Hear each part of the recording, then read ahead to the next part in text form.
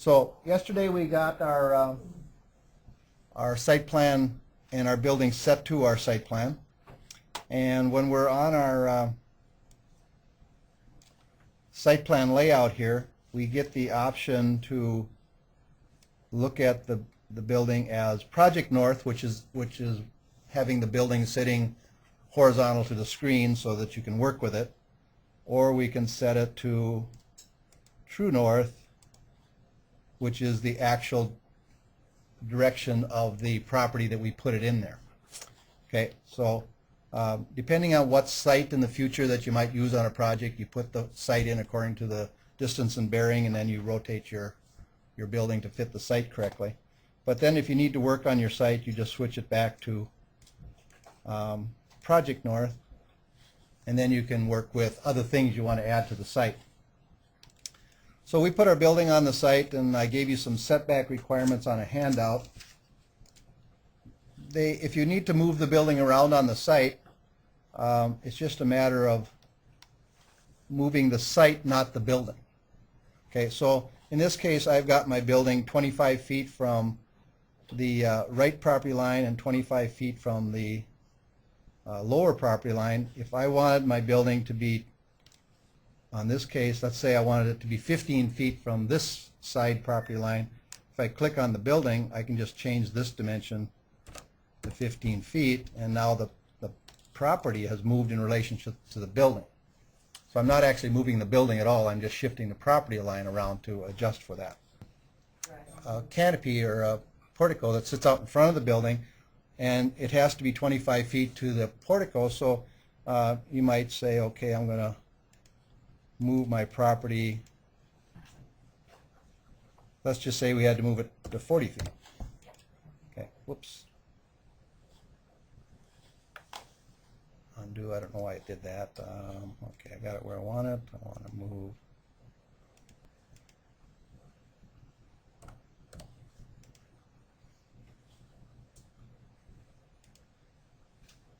So you can shift it around on the site, but you're moving the site, not the building, right?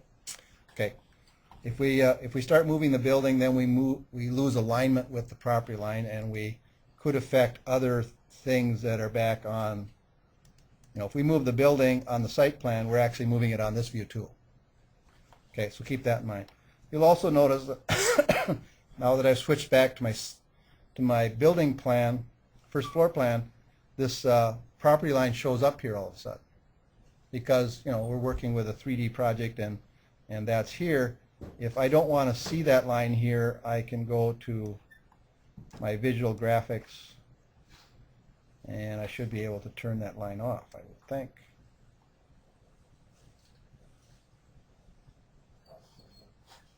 I can adjust my crop window as well.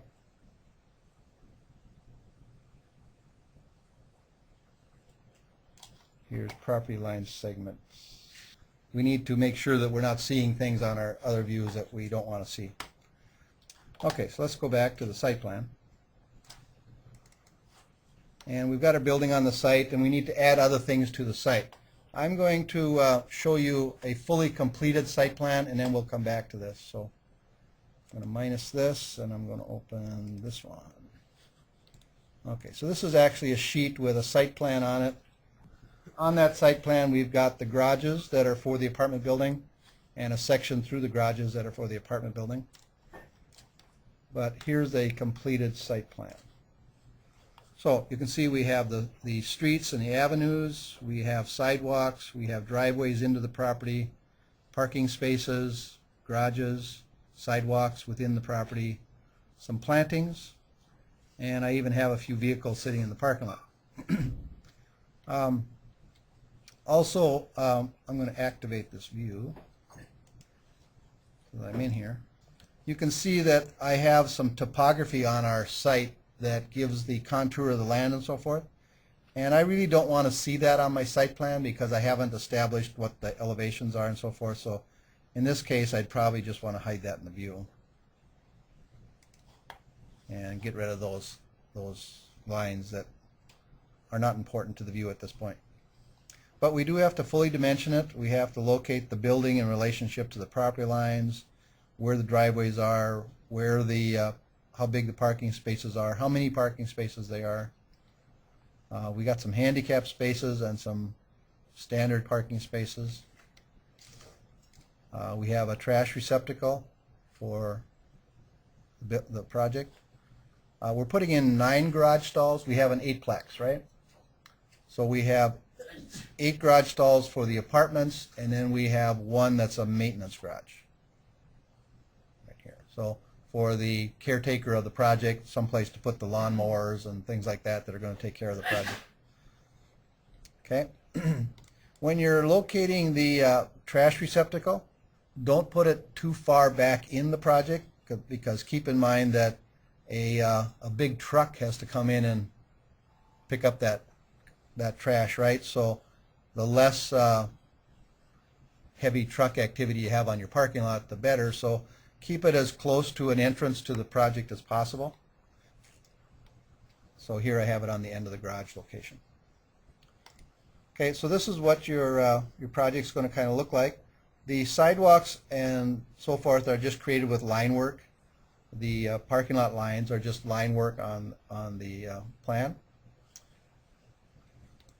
And we'll talk a little bit about, one other thing about the property is we need to establish on the site plan a legal description for the piece of property. And whenever you look up a piece of property, you'll get that. And the legal description, I just put one in here that it's Lot 6 of Block 4 of Rose Creek subdivision to the city of Smallville, Rhode Island.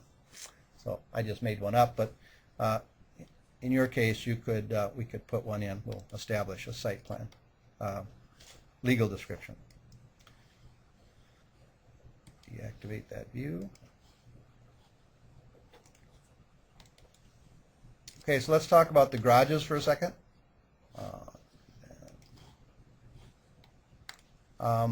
First off, I'm going to talk about the section of the garages so that we can establish some criteria for how the garage is going to get built.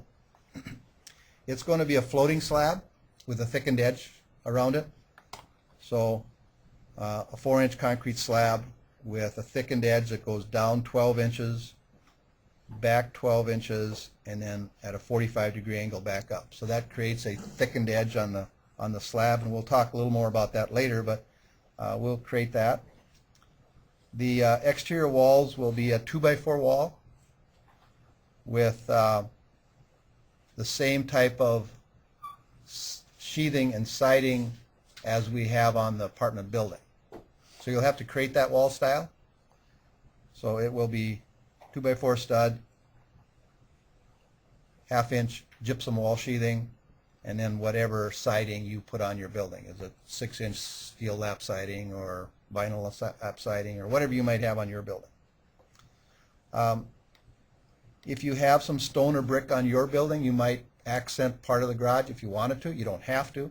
Typically they probably don't unless it's exposed to the street or avenue. That might add some interest to the project. The roof pitch on the garages could be simpler than it might be on your building. It might be a simple 412 pitch because it's just a utility garage. Basically, you know, it's not something you really want to stand out on your project maybe. Or it could have the same pitch as your apartment building if you wanted it to. I would go with a smaller overhang, maybe a 1-foot overhang versus 2 foot on your building or 3 foot, whatever you might have put on it. It would have the same fascia and soffit system that your apartment building has, same shingles. It will be a standard stud height, so the ceiling height should be 8 foot 1 1/8. That's a pre-cut stud plus 3 plates, right? The bottom plate, of course, attaches to concrete, so it will be a treated sole plate on the bottom of that wall.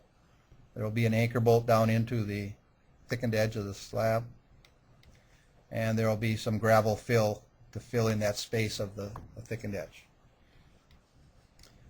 Fairly simple truss. We're going to make our garages 24 foot wide, or 24 foot deep, I should say. So a very simple fink truss here, a W shape within the bracing. There's no need for an energy heel on a truss on a garage because we're not heating the garage, right? So it's just a very simple truss. And then we'll look at the length of the garages. So each garage stall will be 12 feet. So it's not a big garage stall. It's just enough room to get your car in.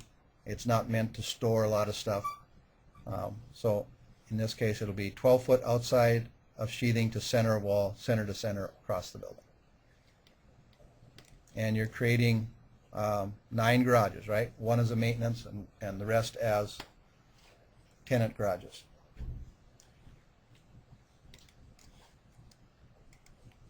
Okay, so let's talk a little bit about parking requirements. Every zoning ordinance may require a different amount of parking, but in general for multifamily housing, the requirement for parking is on a 1-bedroom unit, you need 1 parking stall. On a 2-bedroom unit, you need 2 parking stalls. On a 3-bedroom unit, you need 2.5 parking stalls. So that's a common rule that would be set up for multifamily housing. That's minimum. That's pretty tight, right? That's not giving you very many parking places.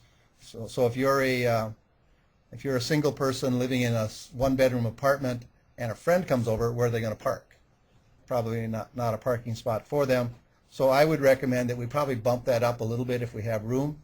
Maybe have 2 parking stalls for the 1-bedroom apartments and 3 parking stalls for the 2-bedroom unit, or something in between there. But you know that the code requires a minimum. We can always go over the minimum if we need to.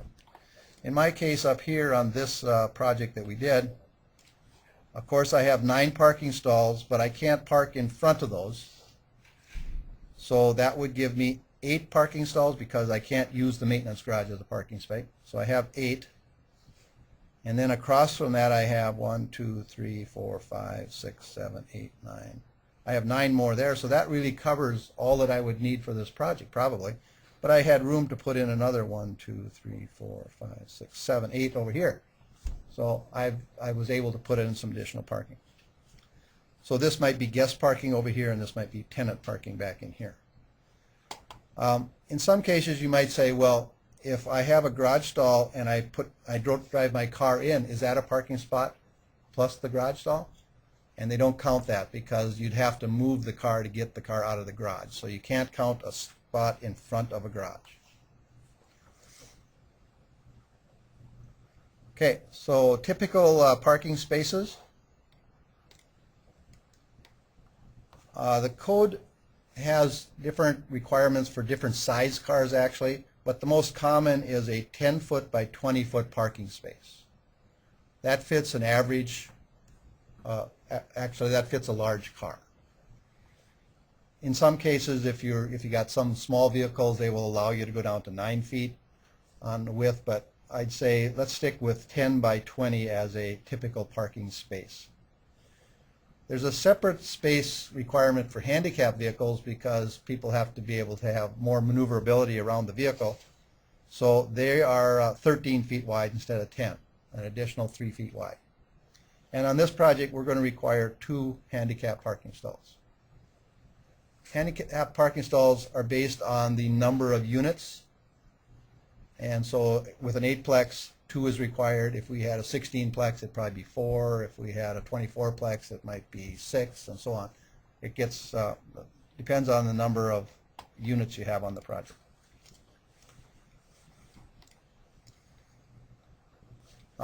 Driveways coming in and out of the project are going to be 24 feet wide. That allows for a car to come in and a car to be leaving without one stopping. They can bypass each other as they're coming in and going out. So 24 foot wide.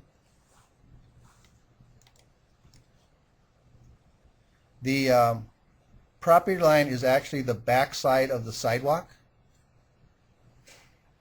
The city sidewalk, or the sidewalk that's out in the boulevard space for the property.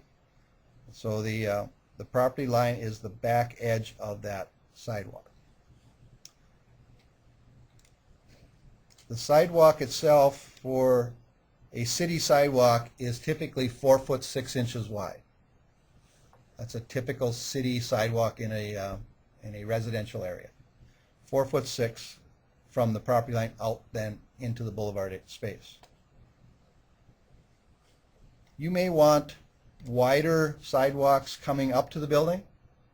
You know, if you have a double door entrance, that makes your entrance 6 foot wide, so you might want to have a 6 foot wide sidewalk coming up to that. Makes it a little more comfortable maybe. But that's up to you. But don't go any smaller than 4 feet. So back here I have a sidewalk in front of where these cars are parking. That's a 4 foot sidewalk. Could be 4'6", could be 6 foot. It's 4 foot would be the minimum though. Don't make any sidewalks smaller than 4 foot. I think on the sketch that I handed out to you, it gave us a street right-of-way of 70 feet, right? So 70 feet is from the property line of your project to the property line across the street or avenue to the other property on the other side. That's the street right-of-way. So that creates a space for the street and some boulevards on either side of the street. So a typical street is going to be 32 feet wide. That's back of curb to back of curb. That's going to be centered in the 70 foot right-of-way, right? So that gives you a approximately, I think, about an 18, 19 foot boulevard of grass on either side here before you get to the street.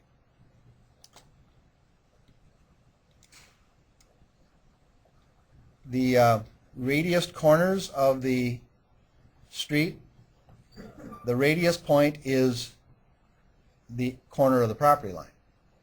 So whatever the distance is from the property line to the curb is going to be the radius of this curb, right, for the corner. So that's the radius point, and you would just radius around from one property line to the other. Okay, so when we talked yesterday about the setbacks, the setback is from the property line to the closest portion of your building. In some cases it's the vestibule where it bumps out. In some cases it's beyond that, if you have a portico or something sticking out in front. The side yard setback is from the property line to the farthest most part of your building, whether it's the face of the wall or the face of the brick or whatever it might be. That's the setback requirement.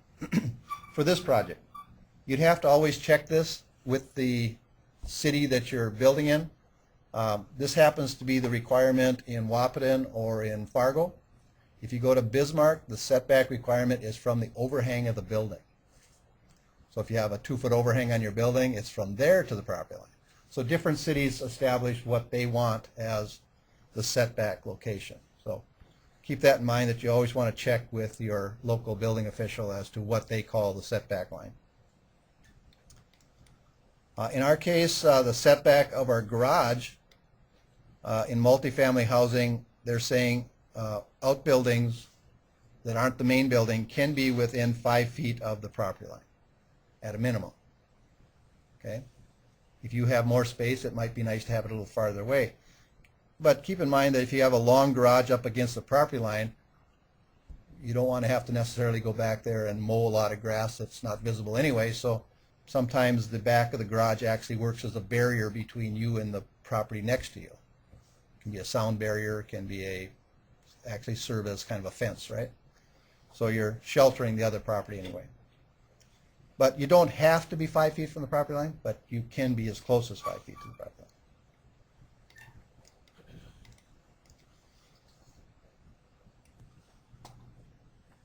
Okay, so back on our project, and we looked at this a little bit. I've got my building set here, and I set this at 40 feet, and that's okay, I'll leave it there. I'm 15 feet from this property line.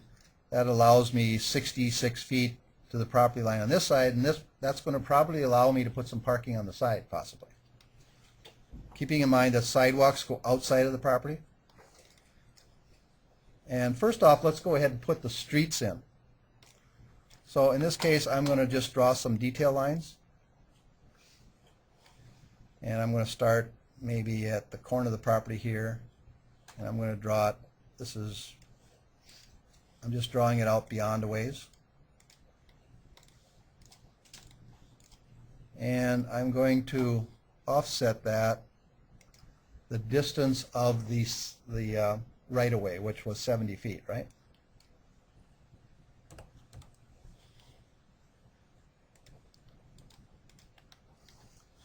I'm going to draw another line.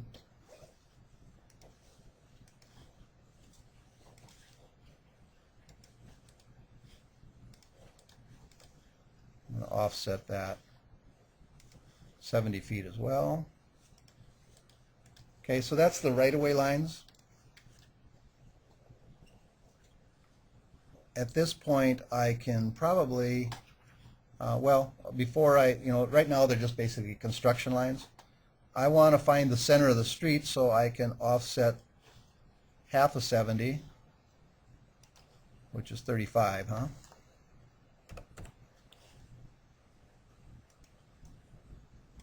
Okay, so now I know where the center of my street is. Then if my street is going to be 32 feet wide, I can offset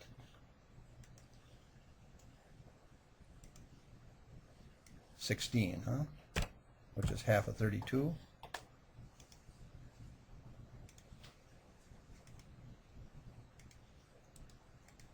Okay, so now I know where my street's going to be. I can probably delete the center line. Makes it a little less confusing. I can now radius this corner by going to annotate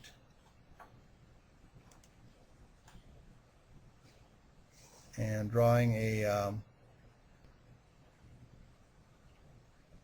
probably center arc would work here. So that's the center.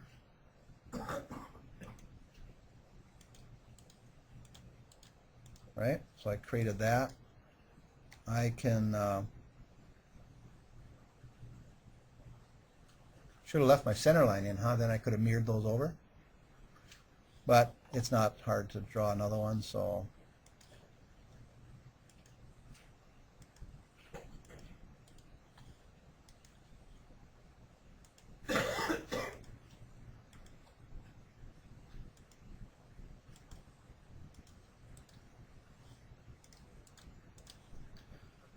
okay, then I'm going to split some of these lines.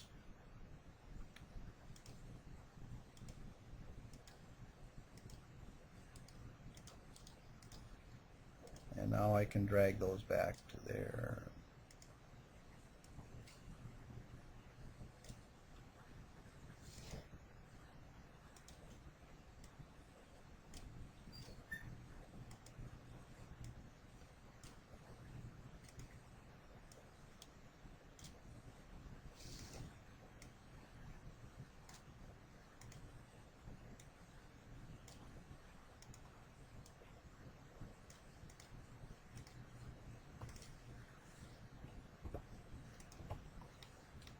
Okay, so you're starting to get it now. In this case, at this point, I can use the fillet command and fillet this to this. And I can fillet this to this.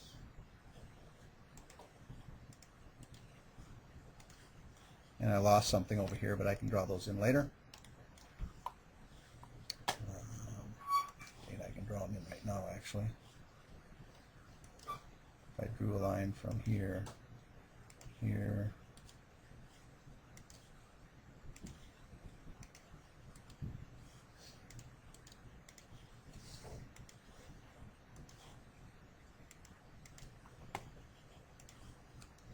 okay. So now I know where my street's at. I'm going to want you to fine-tune this just a little bit to actually show the curb. The curb is going to be 6 inches on the top of the curb, so we can just use the offset command and offset 6 inches. And offset out to create the curb. Really simple to do.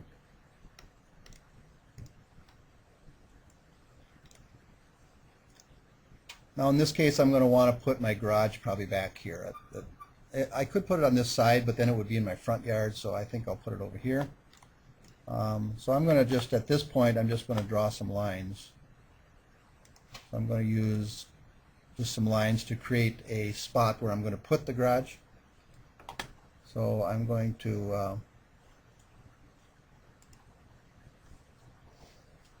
put a rectangle in here, and I'm going to draw out a garage that is what, 24 by 108, wasn't it?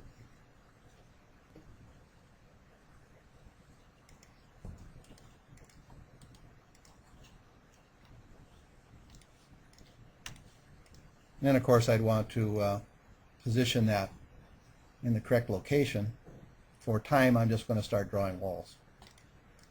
Okay, so now I'd want to go draw some walls on that.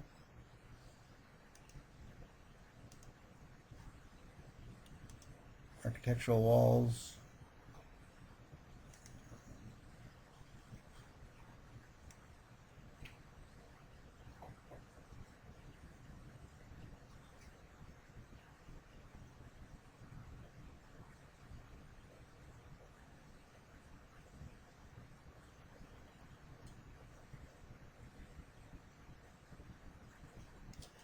I find my building, which is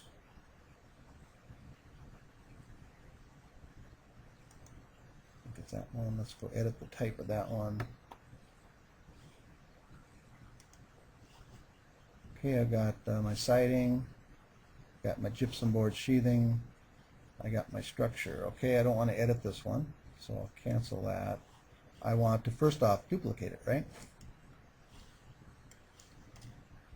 Exterior steel stud on wood stud garage, huh?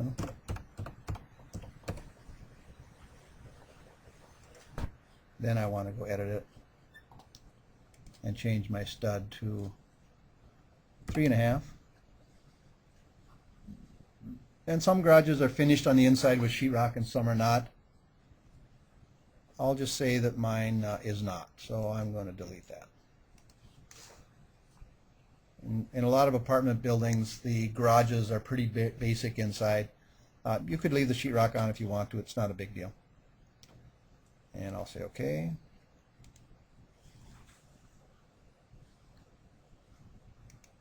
I'm going to go from the face of the exterior face of the core. I want my wall to be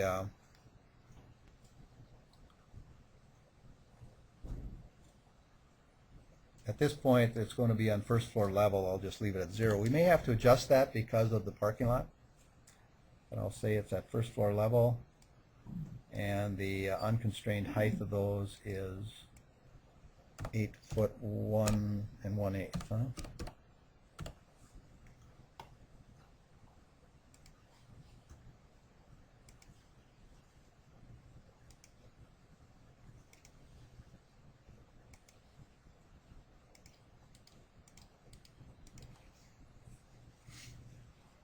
And then I would put in my interior partitions and garage doors and roof and whatever. So at least we got to start there. We can know what that looks like. If I go look at my building from an isometric view,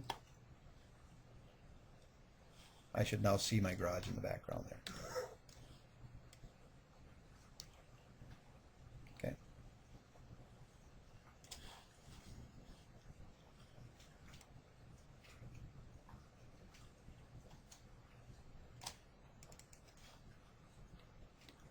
Okay, so now it's just a matter of using line work to create your parking spaces and so forth. So you're just going to use detail lines and so forth, right?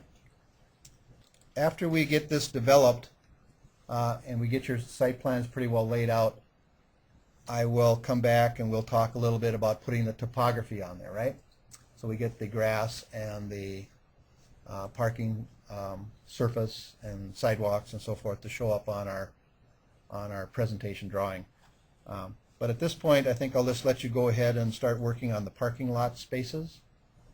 The handout did have some general information on parking lots, I believe, on the second sheet, on distances and so forth. I'll let you look at that and be around to answer any questions you might have.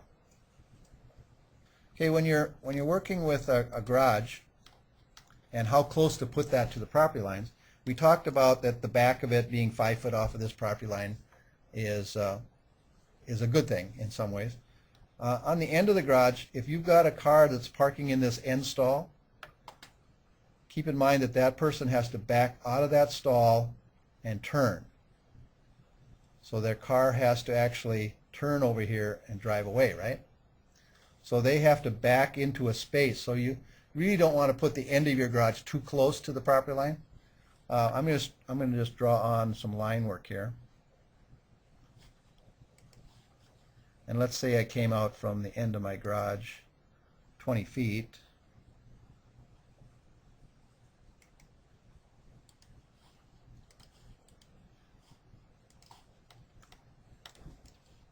And if that was the end of my parking lot, the car would back out and back into the grass and then go, right? We don't want that car to back into the grass, so I'm going to take this line and I'm going to copy it over a minimum of probably 6 feet.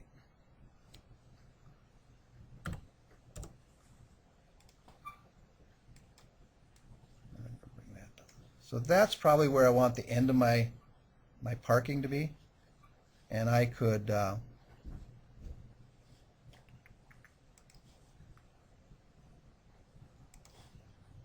put a radius on this.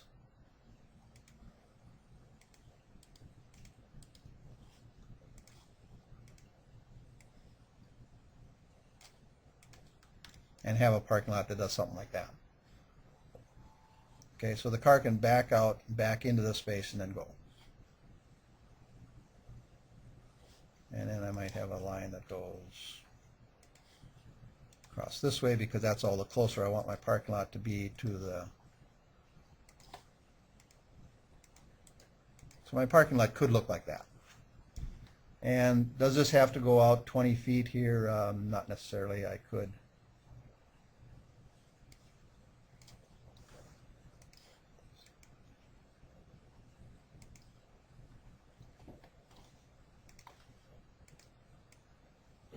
Could be like that even. Okay, so that gives us some room to turn and stuff. And keep in mind, I just put those lines in randomly, so I don't know exactly where my building is yet. But it is nice to have a spot for the car to back into a hard surface before they leave, especially for this end garage person.